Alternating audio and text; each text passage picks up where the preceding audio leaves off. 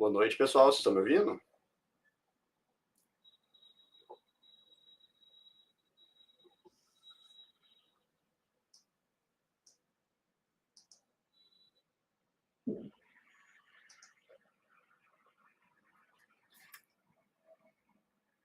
Todo mundo me ouvindo? Vocês estão me enxergando, pessoal?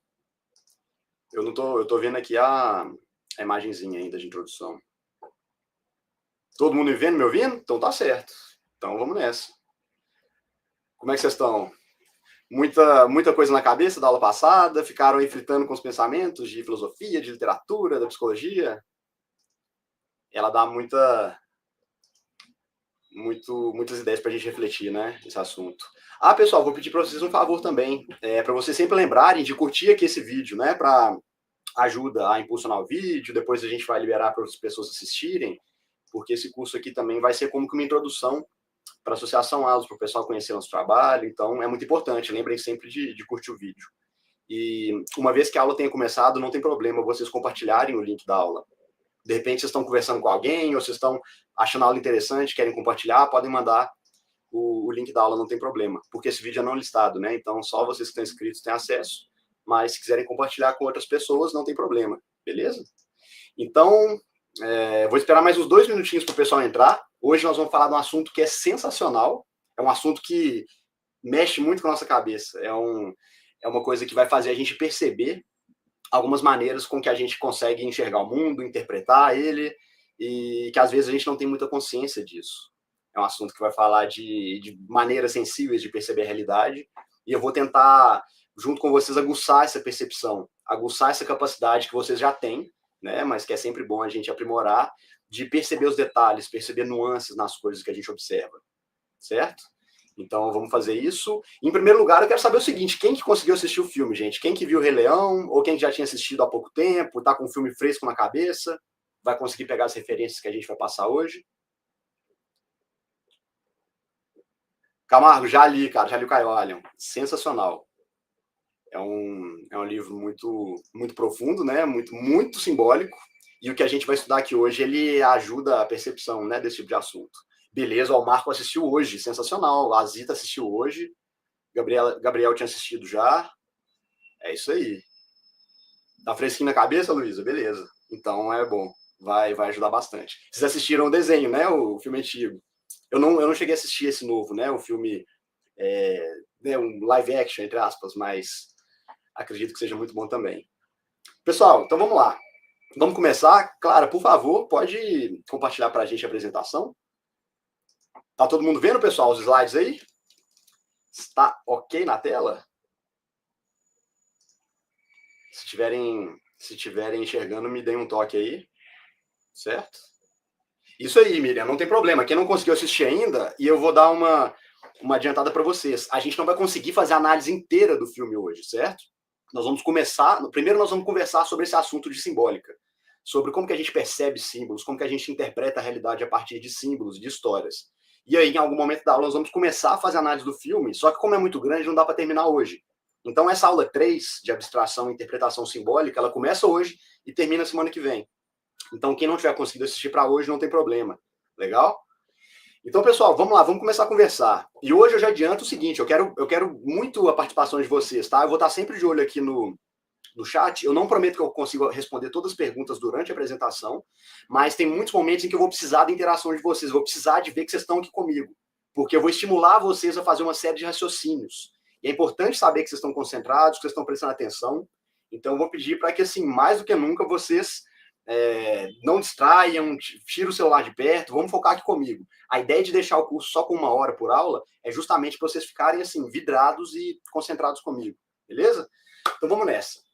Hoje a gente vai sair então da 5ª arte, que é a literatura, para a 7ª arte, que é o cinema, que é um campo muito rico para a compreensão do ser humano, para a compreensão do nosso comportamento, e vocês vão ver que a gente consegue entender vários aspectos da nossa personalidade, analisando uma história bem contada, uma história boa, como é o Rei Leão, certo?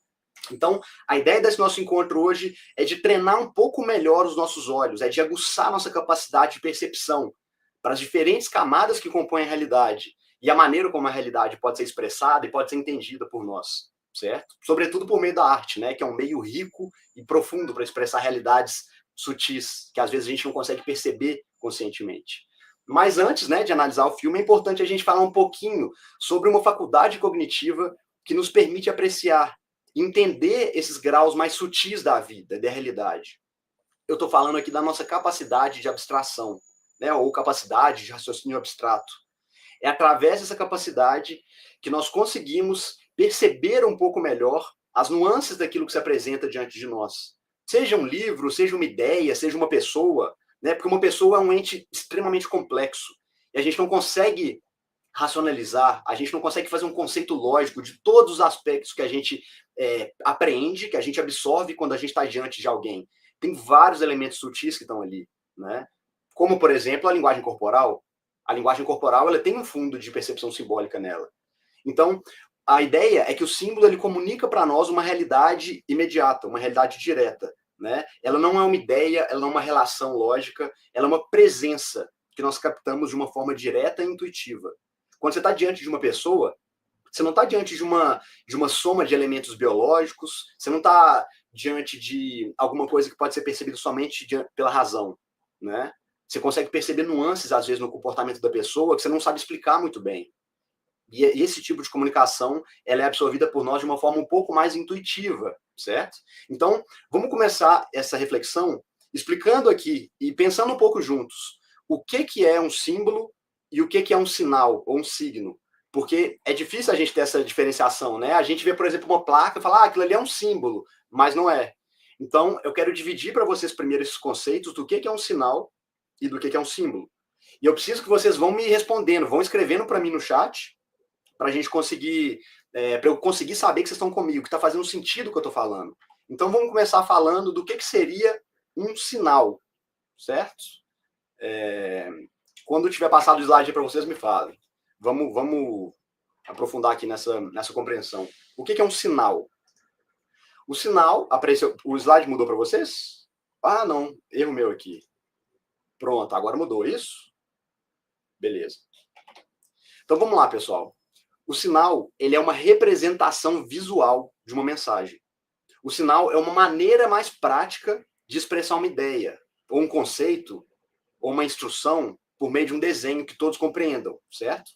Por exemplo, quando a gente está procurando uma vaga para estacionar, a gente começa a olhar para as placas na rua que falam se a gente pode ou não estacionar ali, certo? Ou então, quando a gente está fazendo compra, a gente tem vários produtos que têm sinais que indicam alguma coisa em relação àquele produto, à qualidade daquele produto. Então, você vai lá no produto, tem um raio no sinal, dizendo que aquilo ali é um perigo, ele pode ter um perigo de choque, né, de choque elétrico. Outro produto tem uma caveira, né, com 2 ossinhos, ele sinaliza algo que é venenoso, algo que é perigoso e por aí vai. Portanto, o sinal, ou o signo, ele é uma representação que foi convencionada e que precisa ser ensinada para as pessoas para ter efeito, né? Uma placa de proibido estacionar na rua, né? Ela é o quê? Ela é um E com um corte vermelho e a gente aprende que isso quer dizer que não pode parar ali, certo?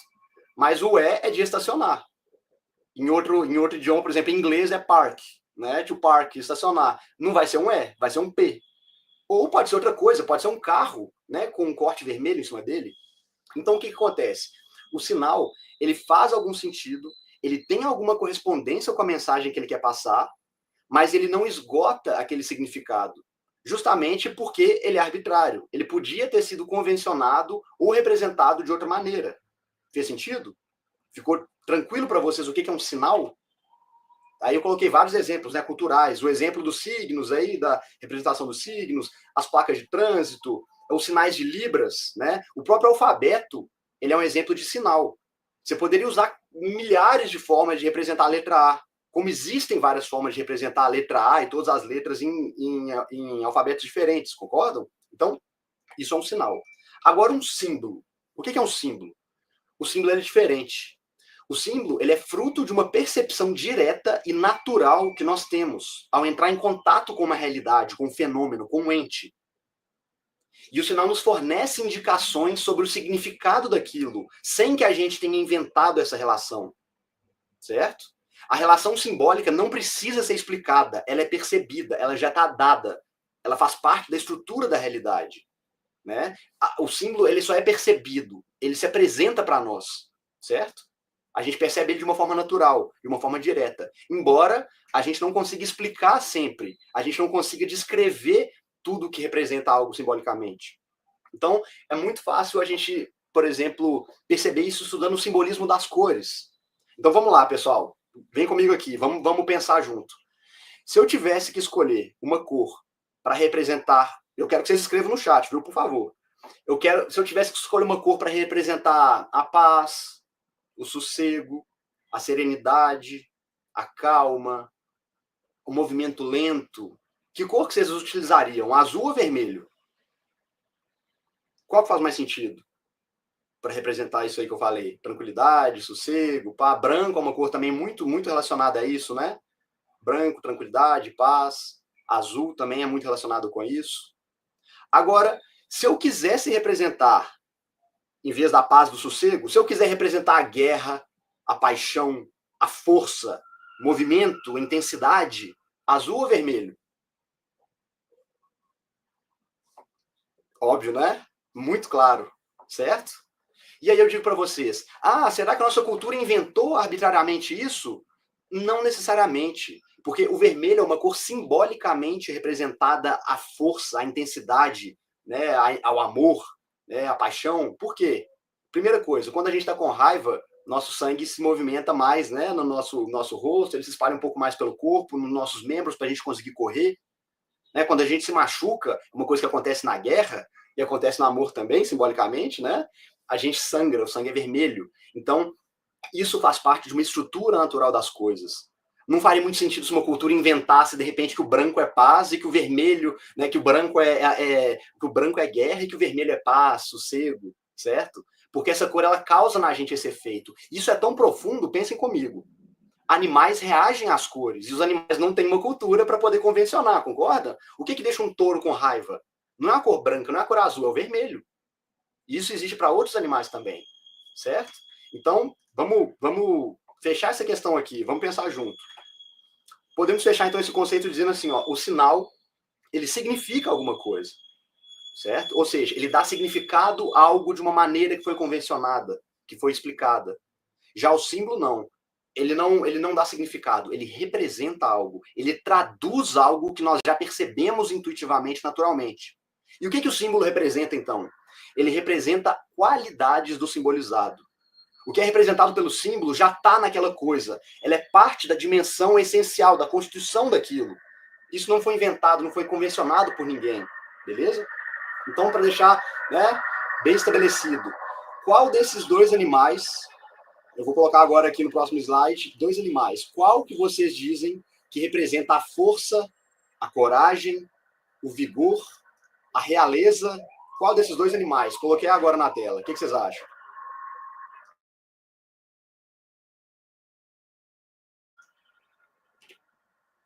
Né? Precisa explicar? Precisa, né, justificar?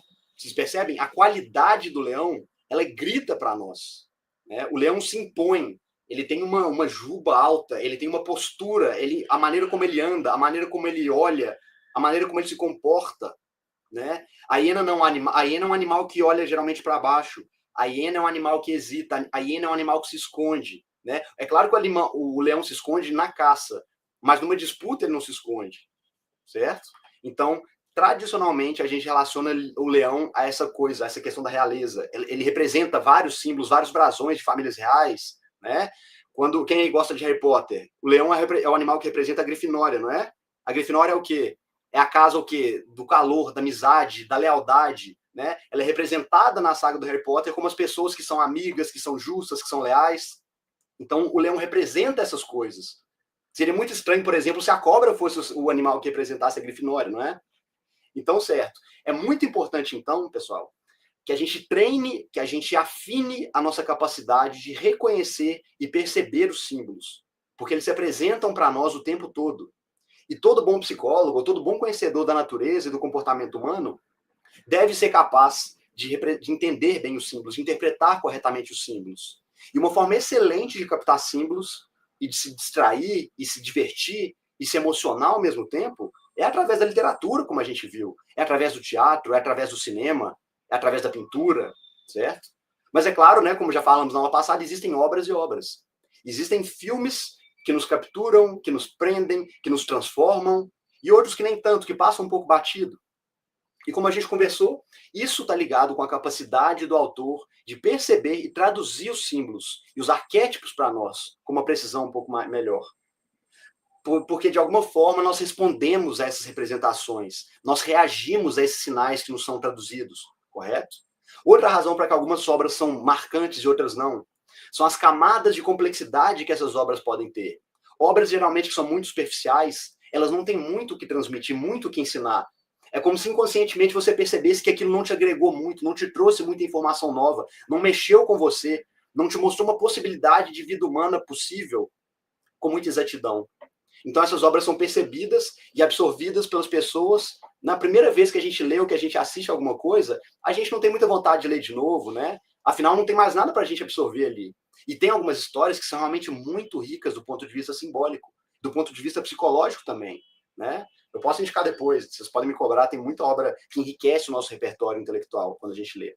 E essas boas obras, elas têm informações em várias camadas que podem ser absorvidas em diferentes graus pela pessoa que está assistindo essa obra, dependendo do grau de maturidade de vida, de maturidade intelectual que ela tem. Por exemplo, os filmes da Pixar, né, e muitos filmes da Disney, eles são assim.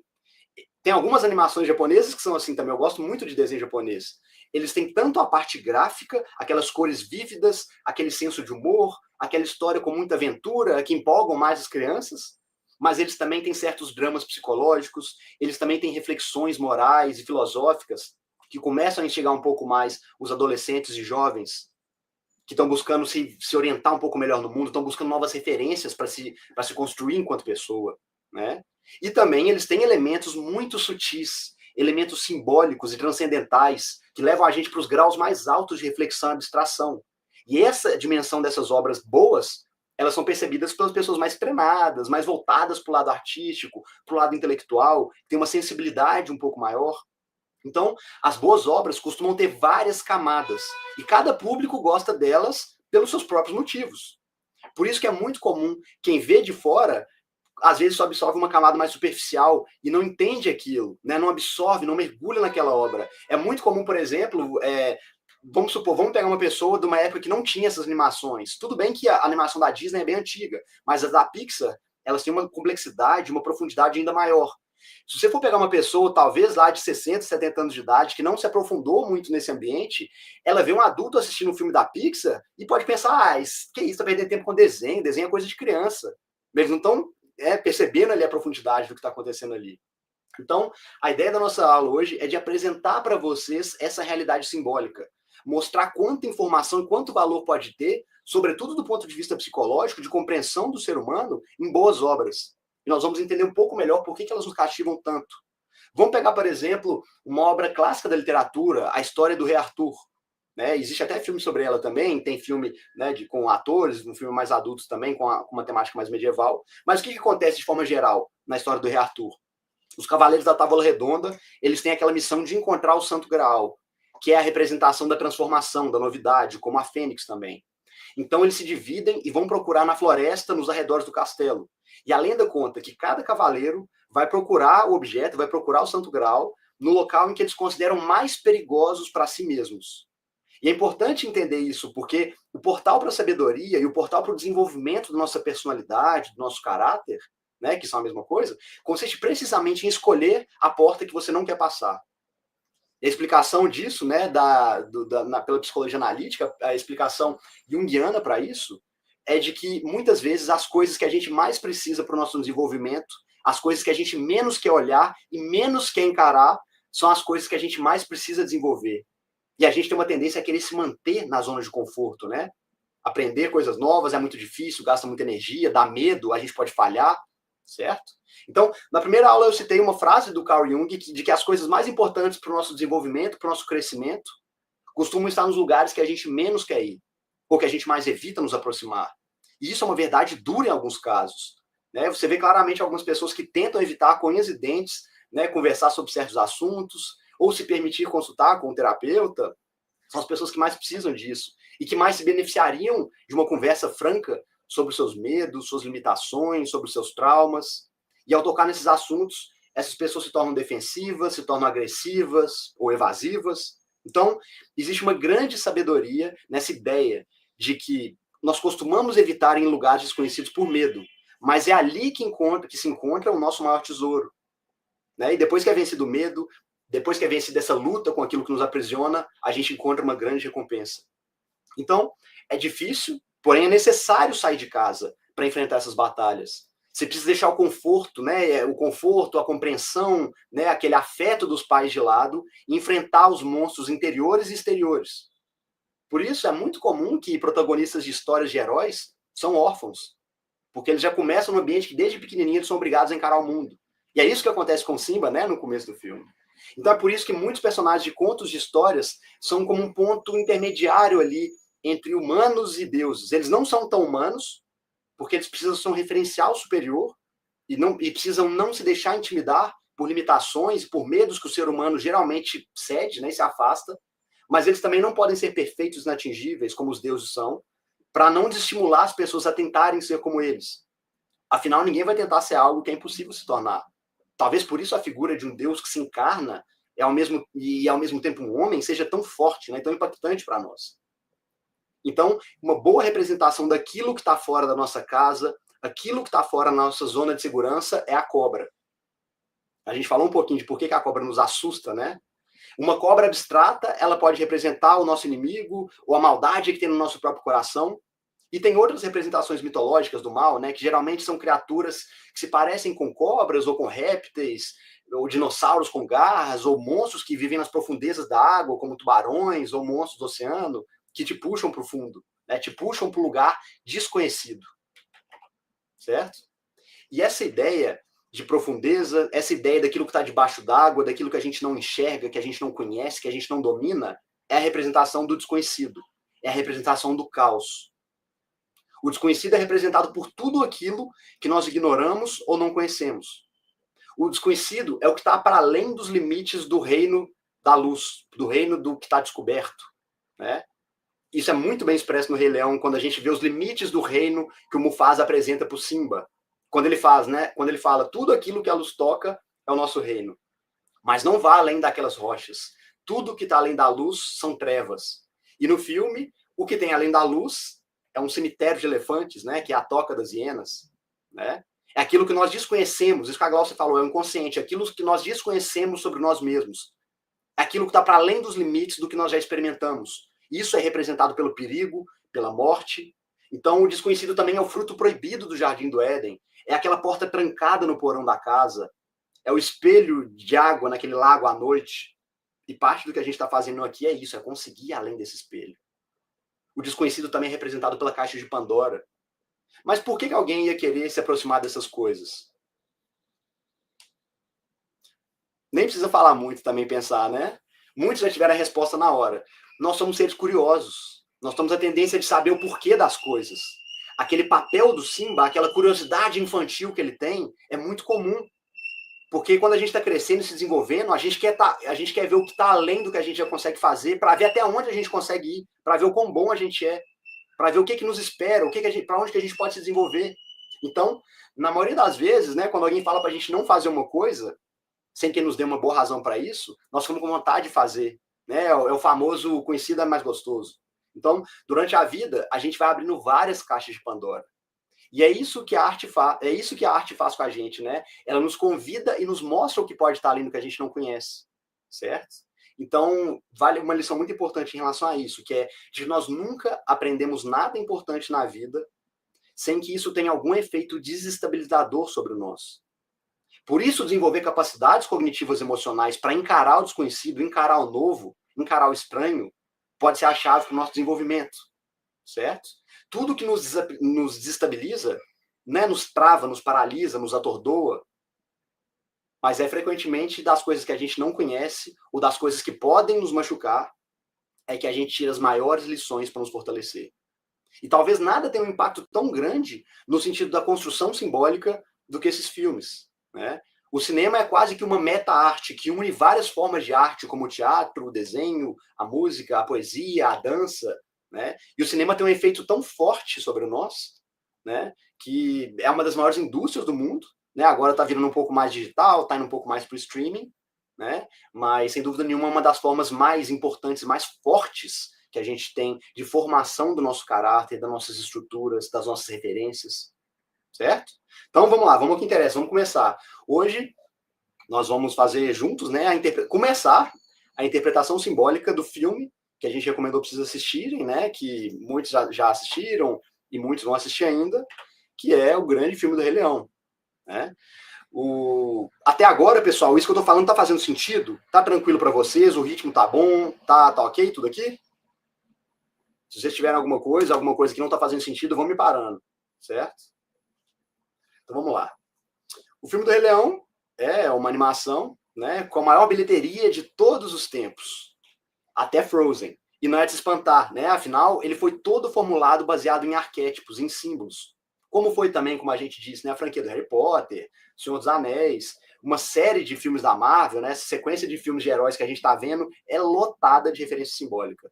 E toda grande história de sucesso geralmente segue uma série de padrões narrativos que são compreendidos e absorvidos por nós. Beleza?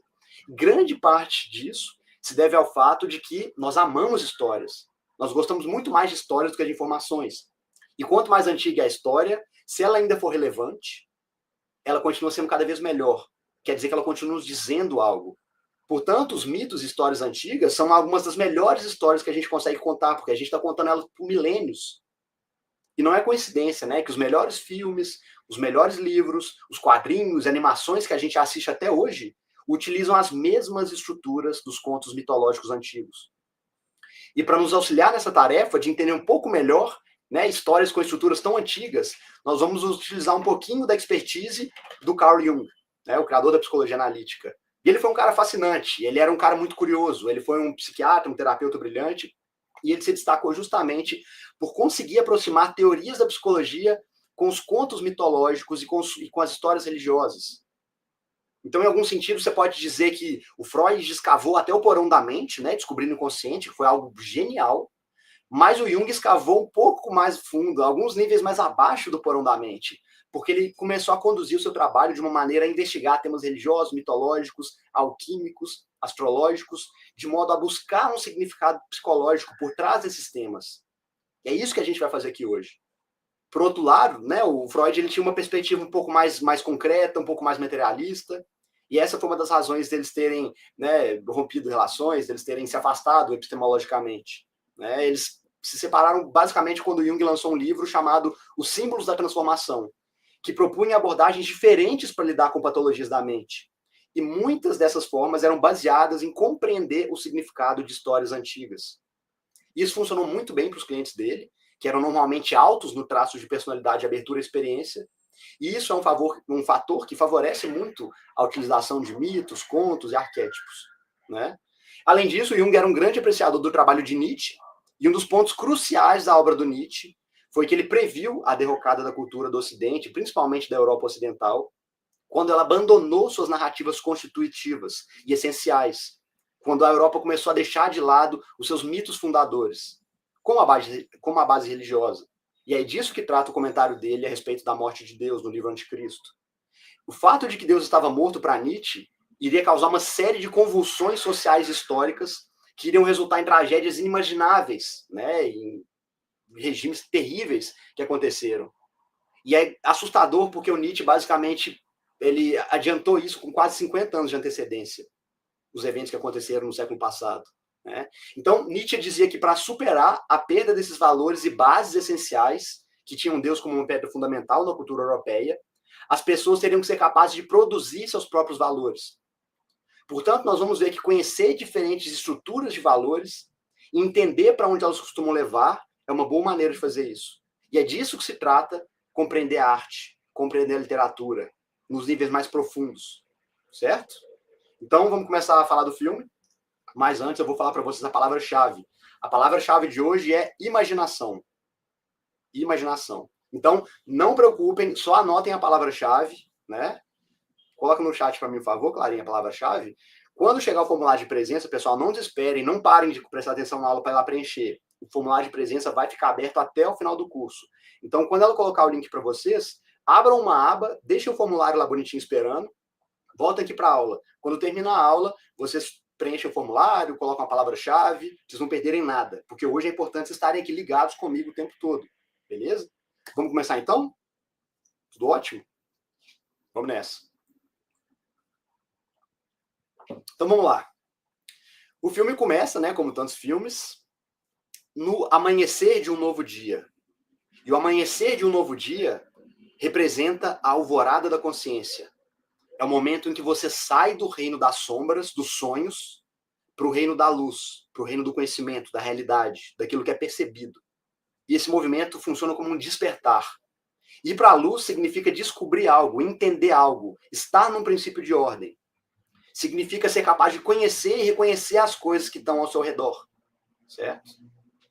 O filme começa com os animais entrando no reino, né? Saindo desse reino, né? Desse local das sombras e caminhando em direção à luz.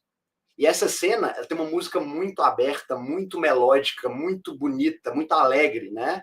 E gera um clima de muita alegria e esperança. O começo desse filme é belíssimo. Você vê o filme e você começa a ficar encantado, né? Com algo tão belo, com algo tão encantador. Então, esse clima que é construído no momento que os animais começam a caminhar, ele já dá a entender que algo importante ia acontecer naquele dia. Tinha algo grandioso existindo ali. Né? Esse clima, essa percepção é passada para nós pela maneira como ela é colocada. Certo? Então, é mostrado que os animais estão caminhando para a pedra central, a pedra do rei. Né? Ela está numa encosta elevada. E essa pedra, né, como de uma forma geral, as pedras simbolizam para nós, a pedra representa algo forte, algo resistente, algo duradouro, possivelmente algo antigo, certo? E aí, nas pedras, é onde são feitas as inscrições sagradas, as inscrições mais importantes, para que elas durem por mais tempo, para que elas não possam ser destruídas facilmente. Antes do mundo virtual, né, que você pode colocar as coisas na nuvem, que se você conseguir proteger o servidor, ela está protegida para sempre. Né? Mas antigamente as culturas colocavam as coisas mais importantes, as coisas que eles não queriam fossem esquecidas, escreviam em pedras. Né? Antigamente as culturas cuneiformes, né, de escrita cuneiforme, escreviam também em pedras. Tanto que os primeiros registros de literatura que a gente tem escrito, né, que é a Epopeia de Gilgamesh e o Enuma Elis, foram escritos em pedra, né, com instrumento cuneiforme. Então, aquela pedra ali também representa o topo de uma hierarquia, o pináculo de uma cadeia alimentar. E quem está lá é o leão, né, o rei, né, de cor dourada, de jumbo imponente, com grande força física, com coragem, com capacidade para intimidar, não é? Portanto, esse encontro que acontece na luz da manhã, reunindo todos os animais, é para observar algo, que é o nascimento do herói, o nascimento do novo rei, do futuro rei. E no meio dos animais ali vem voando um pássaro azul, que tudo observa e tudo reporta para o rei. E ele se chama Zazu. Mas a representação simbólica do Zazu é do Horus, o deus egípcio dos céus. Ele representa os olhos do rei que estão por todo o reino, representam o domínio, né, de conhecimento do rei por meio de todo o reino. Né? Então, é como se ele voasse acima ali daquela pedra que representa, né, na simbologia egípcia, as pirâmides, e ele reporta tudo ao rei. E o que fica no topo da pirâmide é o quê? É um olho. Como tem aquela representação, né, simbólica na nota de $1, a pirâmide com o olho em cima. Ou seja, tudo que está acontecendo aqui no meu campo de visão está conhecido por mim, está sob meu domínio. É isso que representa essa cena, certo? E aí, essa cena, aparece um plano aberto, um plano piloto, em que aparece o Zazu voando. Ele é extremamente leal ao rei, é como se fosse um pedaço do rei que voa, né? E ele tem um significado simbólico, de que na vida, tudo aquilo que está no topo de uma hierarquia também está conectado com quem faz parte de outras hierarquias. Porque quem supera, quem domina completamente uma hierarquia, tem acesso a uma posição em outras hierarquias, em outros grupos, em outros meios. E o olho do rei representa isso. Porque ele está acima da hierarquia. Ele tem a visão, ele tem a capacidade de transitar entre outras hierarquias também, certo? Fora que está no topo de uma hierarquia, significa que você tem acesso a todos os recursos que ela possui. E uma das maneiras mais evidentes de conseguir mais sucesso e êxito é dispor de recursos que vão te permitir ter relações, ter oportunidades, ter estudo, né, ter viagens para alcançar e aumentar o seu sucesso. Então, pensa, por exemplo, o Zazu, ele é uma ave frágil. Se ele tivesse solto na natureza, ele seria caçado facilmente por qualquer felino, ou por aves maiores, certo? Ou por uma cobra, podia pegar ele. Mas como ele está no topo da hierarquia do reino, ele é praticamente intocável. Ele tem acesso a muitas coisas que foram conquistadas e estabilizadas pelo rei. E ele está dentro dessa hierarquia. E esse é um fenômeno muito comum e muito fácil para a gente entender quando a gente, por exemplo, observa que é muito comum que pessoas muito famosas e destacadas ou pessoas muito bem-sucedidas numa área de atuação, elas começam a ter oportunidade de se movimentar em outras áreas também. É muito comum, por exemplo, ver pessoas que alcançaram o topo na sua profissão, elas começam a ter mais oportunidades em outras áreas de profissão. Elas, por exemplo, um exemplo legal disso aí, uma das palestras mais caras do Brasil, há poucos anos atrás, talvez já tenha sido superado, era a do Bernardinho. O Bernardinho, técnico da seleção de vôlei. E ele foi um cara extremamente bem sucedido, né? Tem ele, tem o Zé Roberto também, mas o Bernardinho ganhou medalha olímpica pela seleção masculina, pela feminina, ele virou um meta-técnico, um técnico de técnicos. Mas aí você pode pensar, cara, o que tem a ver? Né? Um técnico de vôlei vai dar palestra para empresa ou para evento, né? Por que nós vemos, né, que muitos empresários de vários ramos vieram de outro lugar? Muitos são ex-atletas, muitos são ex-políticos, muitos são ex-músicos. E não raramente eles têm pais, têm irmãos, têm tios, têm primos, que também estão no topo de seus campos de atuação. Isso acontece porque o esforço que você tem que fazer para chegar no topo de uma hierarquia, para se destacar num campo, por exemplo, profissional, num campo esportivo, você começa a reunir habilidades e capacidades que são muito, muito úteis em outras áreas também. Então pensem, por exemplo, na capacidade de concentração, na capacidade de resiliência que um atleta olímpico, de nível olímpico, tem que ter. Essa semana eu vi um vídeo muito interessante que eles colocaram para nadar 10 atletas amadores de natação, né, que disputam campeonatos, que são muito bons, né, que colocariam todos nós aqui no chinelo na natação, a menos que tenha algum atleta de natação aqui, e colocaram um atleta olímpico para disputar com eles. Então são 8 raias, né? Tinham 7 amadores e um atleta olímpico. E a distância era só de uma piscina. Geralmente eles fazem isso em 20 e poucos segundos. E o atleta olímpico deu 10 segundos para os atletas amadores de frente. Ou seja, ele começou a nadar quando o pessoal, que já é muito bom, estava na metade da piscina. E aí o atleta olímpico saiu e ganhou. Chegou na frente de todos. Então, você imagina a quantidade de dedicação, de esforço, né, de acordar cedo, de alimentação controlada, de suportar pressão que você tem que alcançar. Então, quando você começa a desenvolver muitas habilidades num campo, essas habilidades eventualmente vão ser úteis para outro campo também. Por isso que é muito comum você ver, por exemplo, né, parentes de pessoas, tipo assim, tem uma pessoa que é um jornalista muito famoso, aí o irmão dele é um ator muito famoso, aí tem um tio que foi um jurista famoso. Quer dizer o quê? De alguma forma, aquele reino, aquela família, ou aquele grupo um pouco maior, conseguiu criar uma hierarquia e uma forma de transmitir bons valores, transmitir bons comportamentos, que isso foi produzindo frutos e melhorando a vida das pessoas que estão em volta, certo? É muito comum a gente ver isso, né? Essas relações. Ah, não sabia, esse ator aqui que eu gosto é primo de um jornalista que eu acho legal pra caramba. Né? A gente vê que essas hierarquias no topo se compartilham, isso é muito comum, certo? Outro requisito muito importante para manter uma posição estável no topo de uma hierarquia é explicado pelo Freud. Para a psicologia freudiana, para a psicanálise, né, grande parte dos problemas e traumas que a gente tem surgem pela canalização de impulsos e forças sexuais e animais na psique do indivíduo. E os animais do reino de Mufasa representam esses impulsos, que precisam ser organizados hierarquicamente para que eles se tornem um ente integrado e único, né, no sentido de que entendia, por exemplo, o Jean Piaget, na teoria de desenvolvimento humano do Piaget. Portanto, o Rei Leão ele é uma figura capaz de unificar, de controlar, de colocar em ordem esses impulsos animais, debaixo de um princípio, debaixo de um objetivo. É como eu falei que um atleta faz, certo? Um atleta coloca toda a vontade dele de crescer, mas ele coloca toda a ansiedade dele, todos os medos dele, ele consegue controlar de alguma forma. Ele consegue colocar as habilidades fisiológicas e cognitivas que ele tem a serviço de um objetivo, que é nadar mais rápido, né? Que é julgar melhor o esporte, certo? Então, esse princípio de integração funciona tanto no campo coletivo e social, como um princípio individual e psicológico também. E um dos processos mais centrais na psicologia analítica é o da integração entre a mente e o corpo. E esse também é um pensamento humanista, existencialista, como a gente viu no encontro passado, certo? Então vamos em frente. Isso tudo que eu estou falando, essa capacidade de integração e desenvolvimento, ela é evidenciada na postura do Mufasa, no olhar dele. A forma como ele anda é de alguém altivo, confiante, com uma boa postura. Isso comunica a posição dele na hierarquia. Né? Geralmente as pessoas que estão muito bem integradas, que estão muito bem estruturadas, elas transmitem isso na maneira de andar, na maneira de olhar, certo? Então, ele demonstra, nesse caso, ter muita serotonina, né? Ele expande a postura dele, né? Ele cria uma postura ereta, ele tem uma expressão facial que ela é séria, mas é serena. Não é séria no sentido de ser ameaçadora, descontrolada. Ele transmite alguma segurança, alguma capacidade de julgamento. Essa postura dele é uma postura que denota alguém que conseguiu integrar e equilibrar a sua agressividade, mas que, se for necessário, ele ainda pode ser extremamente perigoso. E é importante a gente pensar sobre isso, né? Que tipo de pessoas que nós queremos formar na nossa sociedade?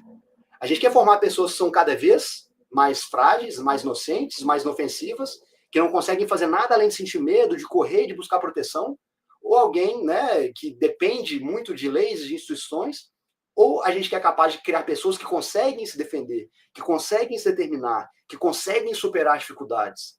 E lidar com essa dinâmica é muito difícil, é um desafio muito grande, né? Dentro do campo da psicologia, principalmente. Porque a gente, por um lado, vê pessoas que são muito pressionadas a ter um resultado, a ter uma performance, e, por outro lado, é importante se desenvolver, é importante crescer, né? Se tornar aquilo que a gente tem condições de ser. Então, o que a gente deve encorajar sempre é que a pessoa tem que conseguir ser capaz de lidar com algumas de suas dores, frustrações, falhas, ressentimentos, e canalizar nessa raiva, essa frustração, de uma forma a controlar e a integrar a sua capacidade agressiva, para que ela não se torne destrutiva, mas para que ela se torne construtiva.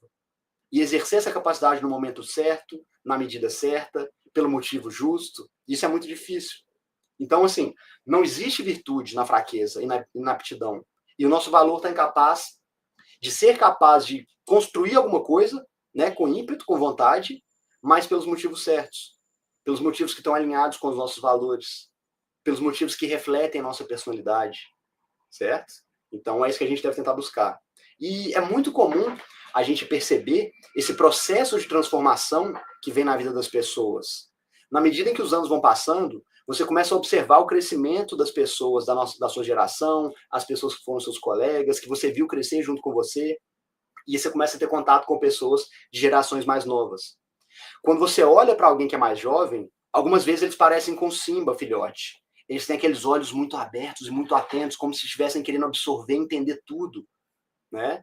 Parece que tudo entra pelos olhos, né, da pessoa mais jovem, mas não sai muita coisa ainda. É muito diferente do olhar de alguém experiente, maduro, que já encarou e superou algumas dificuldades na vida, né, que já segurou alguns foguetes. O semblante de alguém maduro é de alguém mais bem integrado, ele reflete uma certa serenidade mais pesada. É como se a parte agressiva dele tivesse integrado à personalidade, e aquele rosto está um pouco mais rígido, um pouco mais endurecido, com um aspecto mais firme, sem ser inflexível. E você também pode perceber essa diferença olhando para pessoas que são muito altas no traço de amabilidade. Às vezes essas pessoas têm um traço um pouco mais infantil, um pouco mais inocente, né? Lendo estudos de casos, isso é muito bem documentado, que durante um período longo de desenvolvimento, dentro de um processo terapêutico, é muito comum o semblante das pessoas irem mudando, na medida que elas comecem a se tornar um pouco mais confiantes, um pouco mais assertivas, um pouco mais maduras, na medida que a gente vai conseguir integrar nossa personalidade, né, nessa camada mais amável. Isso é uma parte muito importante, é a incorporação da sombra e do inconsciente. E o Mufasa claramente já realizou isso desde o começo do filme. Você vê isso claramente no semblante dele. Certo? Então aparece o Rafiki. Rafiki é um macaco, um babuíno, e ele faz o papel do xamã, do sábio, do conselheiro. Ele representa o self na psicologia analítica. O self é tudo aquilo que você pode se tornar ao longo do tempo. A ideia é que você tem dentro de você todo um potencial que pode ser desenvolvido ao longo da vida. O potencial é aquilo que você pode se tornar se você interagir com o mundo de uma maneira que você consiga processar corretamente as informações. Afinal, a gente se constrói absorvendo informações, né? Experiências, como diz o Piaget na teoria de desenvolvimento humano dele. Então, o Rafiki, ele aparece nessa cena vindo com um feixe de luz atrás dele, que é uma óbvia alusão a alguém que surge de uma fonte de sabedoria. A luz, ele é um símbolo muito antigo e muito utilizado para representar a inteligência pura. Porque a luz é o único elemento da natureza que não pode ser atravessado, não pode se misturar com outro elemento. E o Rafiki também ele vive numa árvore, né? É uma árvore que representa a árvore da vida, que é um símbolo muito comum de representação de sabedoria, de integração de conhecimentos que foram sendo construídos ao longo do tempo. Ele aparece, né, vindo dessa árvore. E é claro, ele aconselha o rei, ele está bem com o rei, porque o rei é um rei bom e virtuoso. Caso o rei fosse um rei cruel, um rei tirano, ele ficaria perdido, desestabilizado, porque ele não tem poder por si só, né? A capacidade de ação está no rei. Mas um rei virtuoso, ele é capaz de reconciliar com seu pai simbólico e com seus antepassados, integrá-los em si. E a figura do Rafiki no Rei Leão é análoga, por exemplo, à figura de Gandalf no Senhor dos Anéis, do Dumbledore no Harry Potter, né? Do Mestre Yoda no Star Wars. Então, uma figura muito, muito comum nas histórias. Então, aparece Simba, né? Nasce o herói. Isso é representado pelo sol nascente. Né? E quando todo mundo vê aquele leãozinho bonitinho nascendo, né, gera aquela sensação de, ele é muito bonitinho. Né? Isso acontece porque nós somos biologicamente arranjados, principalmente se você for alto em amabilidade, para responder com cuidado, com afeto, a tudo aquilo que é bonitinho. Essas feições que despertam em nós, esse estado de, pode ser entendido como se fosse uma micropersonalidade que tomou conta de nós. É pela forma como o nosso cérebro interpreta sinais de um filhote. Isso desperta o nosso lado maternal, o nosso lado parental. E a manifestação dessa personalidade, ela aumenta na medida em que as nossas sociedades vão ficando mais competitivas, mais agressivas. Nosso dia a dia vai ficando mais estressante. Né? É como um mecanismo psicológico de compensação. Não é à toa, né, que nós estamos numa época em que quase todo mundo, né, tem um animal, né, e alguns tratam os animais como se fossem humanos, como se fossem filhos, com uma quantidade enorme de carinho, sem entrar no mérito de se isso é bom ou ruim. Mas as qualidades que despertam essa sensação são aquele nariz de bolinha, aqueles olhos grandes, aquela boquinha pequena e redonda, uma cabeça redonda e simétrica, né? Aqueles movimentos meio desengonçados, meio desajeitados, meio que pedindo um cuidado, meio que pedindo um apoio, né? Que são características comuns em praticamente todos os bebês mamíferos. Obviamente, a gente é, né, biologicamente, né, inclinado a tratar com gentileza os bebês da nossa espécie e de espécies semelhantes. Né? Tanto que a gente costuma ter carinho com os animais proporcional ao quão geneticamente, biologicamente, eles estão próximos de nós. Né? E os mais distantes, como o inseto, por exemplo, a gente não se preocupa tanto. E isso também é um arquétipo. Né? Esse arquétipo do Simba aí é o arquétipo do novo herói, do recém-nascido. Isso gera uma resposta nos homens, né, no sentido de encorajar, de educar, de fortalecer essa figura, né, esse potencial todo, e nas mulheres de nutrir, de cuidar, de proteger esse animal. Certo? De forma simbólica. Então o xamã babuíno vai lá e vai batizar o herói, né? Ele vai ungir o herói como se estivesse, né, começando a vida, como se estivesse começando a jornada dele. E para isso ele usa algo, né, uma fruta que é simbolicamente análoga ao sol. Ele usa uma fruta madura, e ela simboliza o sol porque ela precisa do sol para amadurecer, e ela é redonda como o sol, e as frutas maduras são simbolizadas, né, na mitologia grega por Júpiter, que é o planeta que representa a abundância, representa, né, as frutas novas, representa a capacidade de alimentar, de crescer. E existe um planeta também que representa, né, a velhice, a deterioração, que é Saturno. Então, nessa cena, o herói está sendo batizado pelo sol, que também significa que ele está sendo batizado pela luz. E a cena em particular em que o xamã quebra a fruta e pega o óleo para batizar o herói, ela é feita com o sol no fundo, deixando esse símbolo, né, completamente escancarado para a gente. Então, existe uma conexão forte entre o bebê herói e o velho sábio. Porque na mitologia, tem uma ideia, né, de que você só atinge o seu potencial total quando você reencontra aquilo que você perdeu ou aquilo que você não recebeu quando você era criança. Então, em seguida, o xamã, né, ele apresenta o herói para o público. Inicialmente, né, os membros do reino se agitam, os animais todos reagem àquilo, né, é a representação das emoções primordiais que a gente tem, mas depois, espontaneamente, eles se ajoelham. É como se toda aquela sensação de euforia e de admiração tomasse a todos, sem que eles precisassem receber qualquer ordem. É algo automático. É um sentimento de que algo muito importante está acontecendo diante deles. E isso os compele a um princípio de reverência. Certo? Essa sensação também acontece quando nós entramos no estádio de futebol, por exemplo, lotado, né? E a gente entra numa igreja muito grande, bela, imponente. É como se algo maior do que nós nos envolvesse, nos encantasse. Nossos sentidos se aguçam, nossos pelos se arrepiam, a gente fica com aquela sensação de êxtase, né? A sensação fisiológica é como se os nossos sentidos não conseguissem reagir na intensidade suficiente para traduzir a magnitude daquela sensação. Né? A gente sente um frio na barriga, um arrepio, é difícil descrever isso. Eu acho que todo mundo aqui deve ter se sentido assim alguma vez na vida, certo? É algo difícil de explicar, mas todo mundo sabe o que é quando se está diante de um fenômeno assim. Mas nem tudo são flores, né? Quando se fala de performances que beiram a perfeição. Reinos organizados, hierarquias muito bem estruturadas, como a gente está apresentando aqui, são símbolos que representam a ordem, a racionalidade, o conhecido, o dominado, certo? Não existe nada na natureza ou no ser humano que seja só bom ou só positivo, sem nenhum risco, certo? Tudo que não foi criado para nós parece existir dentro de um equilíbrio natural, de forma que tudo tem um potencial para ser muito bom, também tem um potencial para ser muito ruim, na mesma proporção, certo? Na aula sobre conscienciosidade, lá na frente, eu vou bater muito nessa tecla. Mas, por agora, a gente pode pensar, por exemplo, no amor e no ódio. Quanto mais você amar alguém, maior vai ser a intensidade do ódio ou da tristeza que você vai sentir se aquela pessoa te machucar. Então, é um risco que a gente deve correr. Quem quer passar pela experiência de amor intenso tem que estar preparado para o risco de experimentar uma dor, uma tristeza igualmente intensos. Não tem como fugir dessa dinâmica, certo? Isso é um princípio universal. Isso é algo que é bem escrito no Kybalion também, para quem já leu. Então, vamos simbolizar essa ideia aqui juntos. No poema clássico, Paraíso Perdido, né, esse poema é um grande clássico do John Milton, o John Milton representa o Lúcifer, ou Satanás, como um espírito da racionalidade e da iluminação. Daí vem Lúcifer, que significa o portador da luz, ou aquele que traz a luz. E o problema da racionalidade pura, separada dos sentimentos ou dos valores, é que a racionalidade tende a se aproximar, a se apaixonar pelas suas próprias construções, pelos sistemas lógicos. E ela começa a achar que conseguiu chegar em certezas absolutas. E só vive de acordo com elas, sem se dar o benefício da dúvida. Isso é muito perigoso.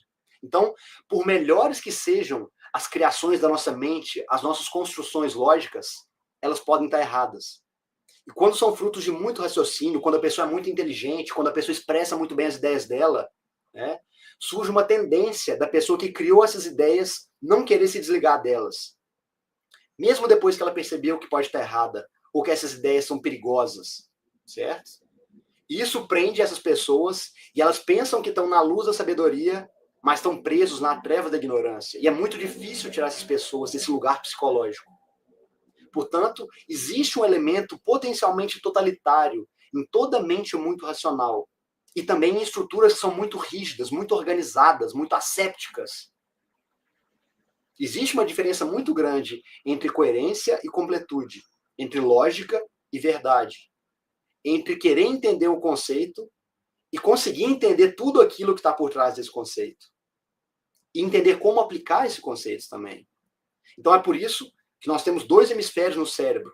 E esses dois hemisférios se complementam em alguma medida. O hemisfério esquerdo, ele tende a criar estruturas racionais complexas. Ele é especializado no raciocínio lógico, na criação de conceitos. Ele nos ajuda a representar o mundo. Mas para isso a gente também precisa do hemisfério direito, para nos manter alertas às exceções e aos erros dos quais nosso raciocínio lógico pode levar a gente. Então, a pessoa que se orienta primordialmente somente pelo hemisfério esquerdo, ela vive num mundo de certezas absolutas, que foram construídas por uma série de relações lógicas que até fazem sentido, mas que às vezes se baseiam em suposições erradas, em percepções enviesadas, não em verdades. Então, é como se o lado direito do cérebro estivesse dormindo, né, ou preso, e a pessoa se torna incapaz de perceber os próprios erros, de corrigir as próprias imprecisões. E os furos que começam a aparecer nesse raciocínio lógico, né, as exceções para as regras, a pessoa começa a mascarar isso, começa a fugir disso, começa a criar outros raciocínios para mascarar e camuflar o próprio erro. Já viram aquela pessoa que está sempre certa? Tudo que ela fala é perfeito, e se você aponta às vezes um defeito ou uma fragilidade no raciocínio dela, ela já inventa outro argumento para te falar que você está errada, né? Porque eu não posso estar errado, a minha capacidade de raciocínio é perfeita. Então, é muito comum você ver isso em filmes que os vilões, né, com toda a sua ganância, né, com a sua sede de poder, eles alcançam ali aqueles tesouros ou aqueles artefatos sagrados que eles estão buscando, mas eles estão tão cheios de si que eles não percebem que aquilo já não tem mais valor, ou que aquilo ali era uma armadilha. Né? Tem isso no filme do Aladdin, por exemplo. E essa armadilha acaba destruindo eles, os consome, porque eles começam a enlouquecer. Porque eles estão tão obcecados pelo próprio objetivo, pela própria ganância, né? Que eles se destroem, né? Às vezes tem alguns filmes que eles se derretem, certo? E aí eles são observados pelos heróis, né? Que eles acham que os derrotaram. Sandra, sim, isso tem um pouco a ver com o narcisismo também. uma das formas de você se esconder no narcisismo é você se apaixonar pelas próprias construções mentais e intelectuais que você criou. E você não consegue sair desse lugar. Isso é muito complicado, isso é muito difícil. Então é algo que tem que ser tratado e é muito difícil lidar com isso. Mas nós vamos falar, né, um pouco mais disso mais para frente. Estamos terminando já, viu, pessoal? Daqui a pouquinho eu vou fazer uma pausa. E voltando então ao filme, eis que aparece o Scar.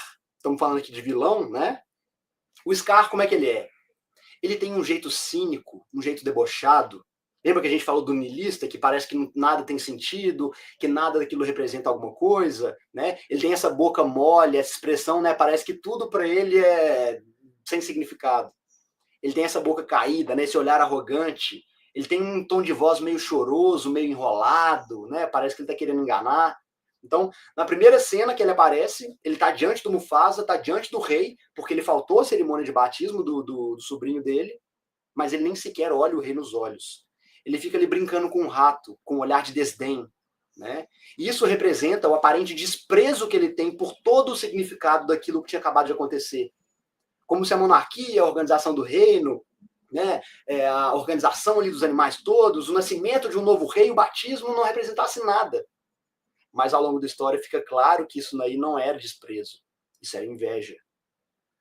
E a relação entre Mufasa e o Scar representa um dos temas simbólicos mais recorrentes nas grandes histórias.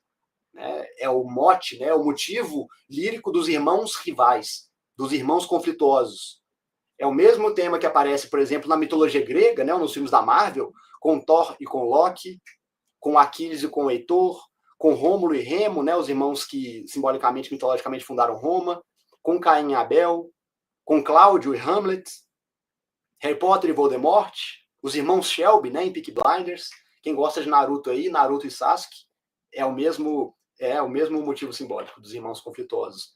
Mas talvez o exemplo mais antigo que a gente tenha representado, registrado na nossa cultura, esteja na mitologia egípcia. A mitologia egípcia explica a criação do mundo por meio da relação de dois irmãos, o rei Osíris e o seu irmão Set. Osíris, ele não dava muita atenção para Set, e ao fato de que ele estava sempre constantemente tentando tomar para si o trono. Mas, no caso deles, esse descuido custou caro, porque eventualmente o Set consegue matar o Osíris e corta ele em pedaços.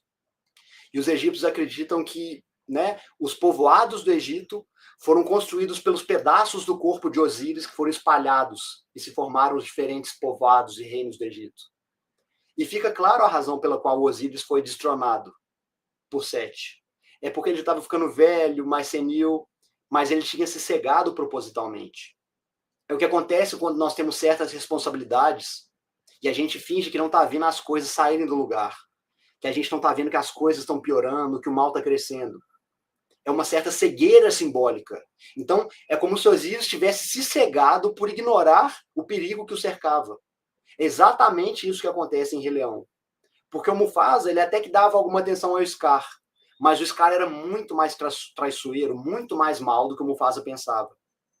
Ou então ele fingia que não sabia do que o Scar era capaz, né? E escolheu se cegar em relação a isso. Então, de certa forma, Mufasa seria o responsável pelos eventos futuros, por ignorar a capacidade do irmão dele para o mal. Então, alguém com o grau de responsabilidade que ele tinha não pode se dar o luxo de ignorar esse tipo de coisa, né? Não sem consequências graves. Então, outra lição muito importante que esse tema mitológico nos ensina é que, do ponto de vista simbólico, a batalha contra o mal, contra o que nós temos que combater, e muitas vezes essa luta interior, não é um esforço pontual, é um esforço constante. Imagina se o atleta fala, olha, eu vou aprender a me concentrar aqui no treino, me dedicar ao treino até certo ponto, depois eu paro. Depois eu já aprendi e paro. Não existe isso. Na hora que ele fizer isso, ele vai ser superado. Ele vai encontrar derrota, não é? Isso é verdade em muitos graus de análise. Então, se você tem, por exemplo, uma inclinação natural para a procrastinação, né, você pode combater isso. Você pode cultivar bons hábitos. Você pode se organizar melhor, você pode definir seus horários, você pode ter uma agenda. Né? Então esse esforço nunca vai deixar de ser necessário, porque essa inclinação sua sempre vai estar ali.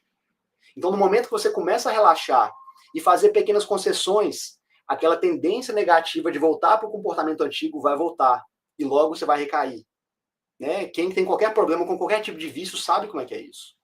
O mesmo acontece com vícios comportamentais, com vícios químicos, com padrões negativos de relacionamento.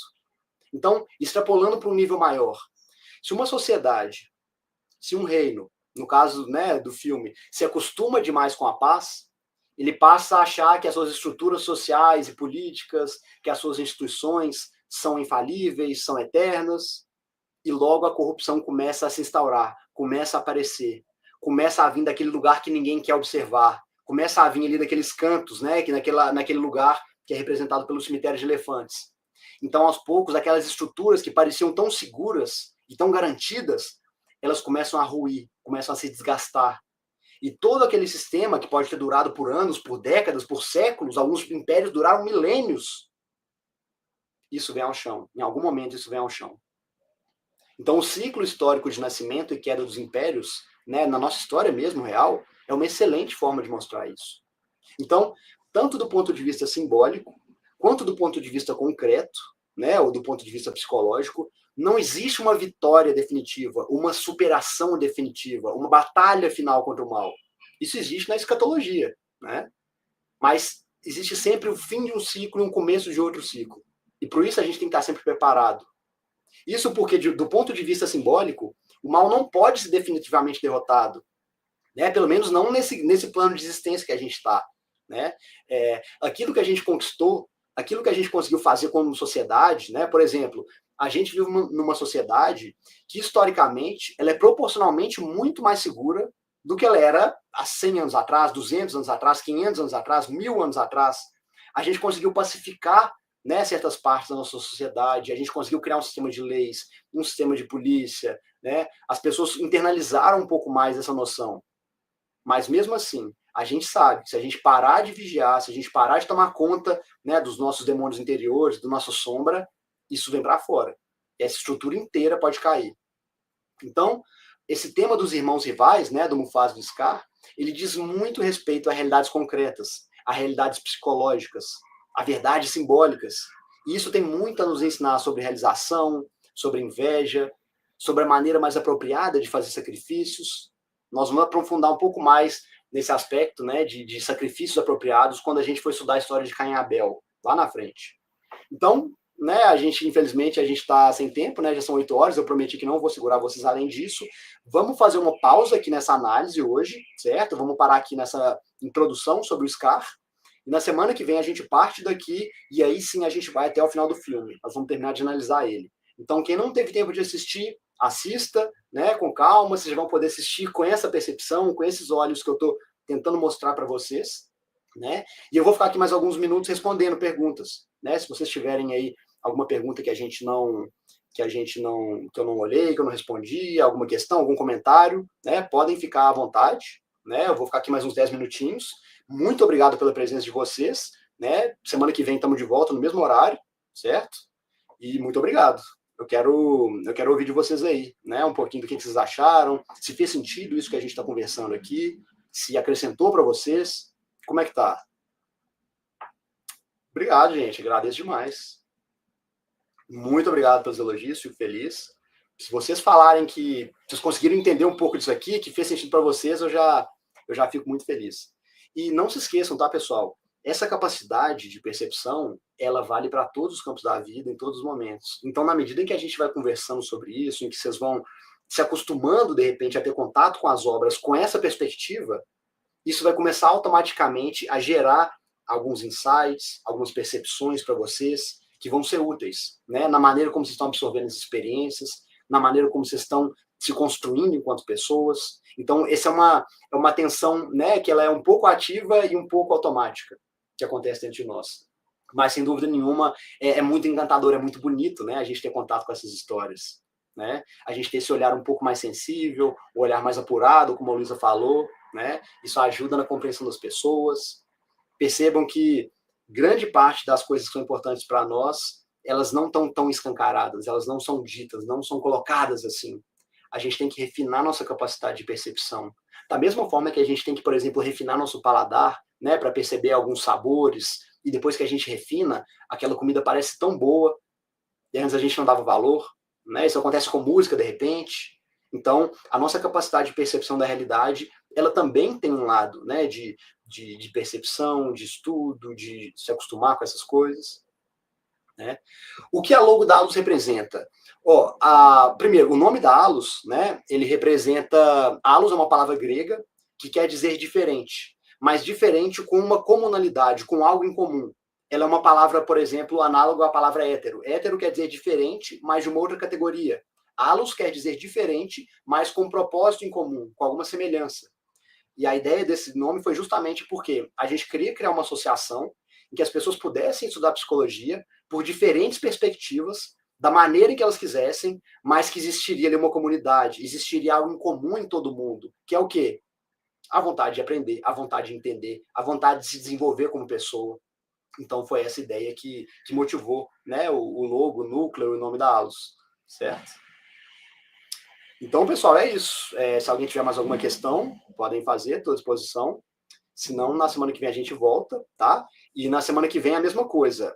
Vamos ter um outro formulário de presença, mas a palavra-chave vai ser a mesma, então vocês fiquem tranquilos. Eu vou repetir ela durante a próxima aula, mas é isso. Vamos assistir o filme, né? Tenho certeza que quem não assistiu vai ficar mais motivado agora. Uhum. Gabriela, você pergunta por que eu digo que o Scar tem inveja do Mufasa? Seria isso? Foi nesse momento que eu citei inveja? Professor, o senhor tinha falado sobre a relação do simbolismo das cores, estou vermelho e azul. Esse simbolismo tem relação com o ambiente? Gabriel, tem total relação com o ambiente. Pelo seguinte, a maneira como nós filtramos e percebemos as informações que estão no ambiente, ela não é arbitrária. Ela está ligada à nossa capacidade de percepção e de ação no mundo. Então, por exemplo, se você está num ambiente que representa perigo, seu cérebro vai ativar sistemas cognitivos que são correspondentes com esse tipo de perigo. Isso vai fazer com que você perceba as coisas de uma forma diferente e reaja na situação de uma forma análoga, certo? Então, o ambiente, ele nos informa a respeito disso. Por exemplo, uma das cores que ativam, né, a nossa fome, o nosso apetite, é vermelho. Percebe que vermelho é a cor da ação, é a cor da paixão, é a cor da guerra, é a cor da energia? Quando a gente está com fome, a gente tem que recrutar energia no nosso organismo para que a gente faça o que for preciso para que a gente consiga comida. Então, é uma atividade, é uma ação buscar comida, certo? Então, a gente tem que estar com o nosso sistema nervoso simpático ativado. É o sistema que nos prepara para a ação. Então, não é à toa, né? Se você fizer, por exemplo, não é à toa que, né, muitas marcas de comida usam vermelho. Eu nunca vi estudo sobre isso, mas provavelmente a cor que é mais associada no marketing comercial com alimentos deve ser a cor vermelha, porque ela ativa isso em nós. Ela nos convoca para um tipo de ação. E quando você associa uma cor vermelha com uma marca de algo de comida que você já conhece, automaticamente seu corpo diz o quê? Ação, comida. Comida, ação. O que você faz? Nova vontade de comer, deu até fome aqui agora. Às vezes a gente não percebe isso, certo? Agora, quer dizer que se uma marca de alimentos fizer uma logo com a cor azul, ela não vai gerar esse efeito? Não necessariamente, porque existem outros fenômenos que estão em atividade aí, certo? Não é somente a percepção inconsciente. Né? Você pode ligar o azul, por exemplo, com mar, com praia, que também é uma coisa que é animada, que também pressupõe, né, energia e tudo mais. Então, mais vermelho e amarelo, uma única cor. Tem sinal. Tá dando algum erro, pessoal, pro formulário? O que vocês estão tendo aí? Aí, tá vendo? Ó, obrigado, claro.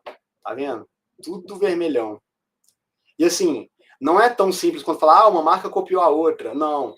Né? Essas marcas aí são multimilionárias. É claro que isso é feito todo um estudo, né? De quais as cores que ativam mais nosso apetite. Né? Aquele marketing com PNL, né? Com programação neurolinguística. Eu quero atingir as pessoas um pouco mais, então vou estudar como isso funciona. E aí o marketing delas e a definição de cores, a identidade visual, ela é voltada para isso. Né? Da mesma forma, por exemplo, que se você quiser, por exemplo, criar uma marca, vamos supor que você é um psicólogo, você é um médico, você é um engenheiro, certo? Você quer criar um consultório e você quer passar a ideia, cara, de refinamento, né? Eu sou um cara muito chique, né? Eu sou uma mulher muito elegante. Você não vai fazer uma logo toda colorida com tom pastel, porque isso remete a gente à infância, né? A cores primárias, muito puras, né? Não é uma coisa muito refinada. Então você vai usar, às vezes, as cores, né? Uma cor mais elegante, às vezes uma cor mais creme, um preto com dourado, né? Tanto que essas marcas, muitas dessas marcas, inclusive o McDonald's, ela fez uma uma revisão de marca, né? Fez uma reestruturação de layout completa e está usando agora o preto. Você vê que tem muitas lojas do McDonald's hoje, né, que são pretas. Né? Tem lá aquela parede, né, com um M do McDonald's meio amarelo, meio dourado, que é uma coisa mais elegante. Agora, olha que interessante. Marcas que querem trazer uma ideia de confiança, né, de estrutura, por exemplo, marca de carro, né, uma marca de seguro de vida, é uma marca que tem a ver com voar, né, com marca de turismo. Você quer pensar o quê? Cara, eu quero uma empresa estável, uma empresa segura, uma empresa longeva, uma coisa mais tranquila, mais sossegada. Eles usam muito a cor azul. Isso passa para a gente uma noção dessa, certo? Então, o simbolismo das cores é uma das áreas mais interessantes que tem para estudar, certo? É o verde para a saúde, o azul para a saúde, o verde é análogo à esperança, né? Ligada à vida também, né? Porque a árvore é um símbolo de vida muito antigo e muito importante. Então, a gente relaciona o verde à vida, né? O verde ao desenvolvimento, né? O verde à esperança. Porque você está no hospital, a coisa que você mais quer é vida e esperança, não é? Então faz sentido que muitos hospitais usem o verde na marca. Então tudo isso aí, isso é universal. Né? Não dá para falar que a gente definiu isso arbitrariamente, porque isso está presente em todas as culturas. Não é? Tecnologia também, inovação, mudança. Né? A tecnologia é uma coisa arrojada, mas é uma coisa que evolui com o tempo, que se desenvolve aos poucos. Né? Você quer uma marca que seja segura, que seja bem testada, né? Não uma coisa que está experimentando agora. Sinal versus símbolo seria como estereótipo versus arquétipo. Interessante, cara. Eu nunca tinha pensado por esse lado, não, mas faz um certo sentido, porque o estereótipo ele reúne percepções passadas que nós temos, mas ela não é uma coisa estabelecida, ela é construída por nós, né? Nós criamos estereótipos, porque estereótipo tem um elemento cultural muito forte nele. O estereótipo depende de uma compreensão de como é que funciona uma cultura, ou as pessoas daquela cultura. O arquétipo não. O arquétipo é universal, o arquétipo é perene, o arquétipo é eterno, como o símbolo. Então, realmente, é uma analogia muito boa. Né? É isso. Pessoal, mais alguma questão? Podemos nos despedir e voltar semana que vem, então? Estão animados? Estão gostando? Ó, e não se esqueçam, tá? As inscrições para o curso vão ficar abertas sempre. Então, sempre que vocês gostarem, sempre que vocês quiserem indicar para alguém, convidar uma pessoa para assistir, né? Eu espero que eu consiga alcançar pessoas de forma geral que estão interessadas em autoconhecimento, em se compreender melhor, melhorar de vida, né? Não somente da área da psicologia, mas de qualquer área. Então, se vocês conhecem alguém que vai gostar desse tipo de assunto, que vai querer participar, que seria beneficiado por isso que a gente está fazendo aqui, né? Compartilhem com eles também. E é isso, pessoal. Semana que vem estamos juntos. Tá ótimo? Isabela, a palavra-chave você tem que colocar para entregar o formulário. A palavra-chave da aula de hoje é imaginação, com letras minúsculas. Certo? Beleza? Pessoal, fechamos então. Semana que vem estamos de volta. Segunda-feira que vem, 7 horas. Vamos matar essa análise simbólica aí, beleza?